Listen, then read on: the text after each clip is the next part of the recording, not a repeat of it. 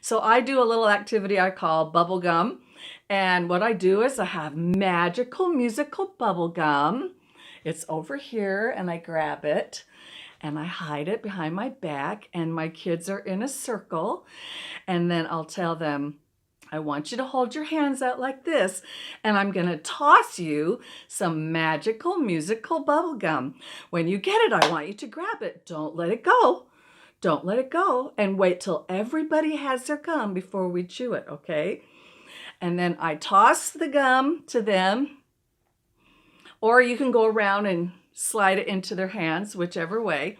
And they get the gum, and then I say, okay, put it in your mouth. Now, don't let it escape. And guess what? The wrapper is magical and it disappears after you put it in your mouth. And it's fun because I always get a lot of giggles on that. So we put it in our mouth. Don't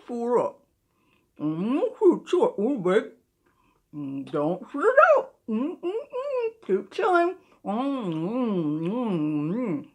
we're going to breathe in through our nose.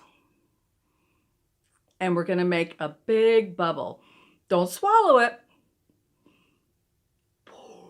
And we're going to blow our bubble up. Big, big bubble all around our body.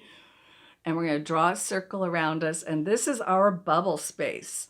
This is where we'll keep our scarf and our body actions.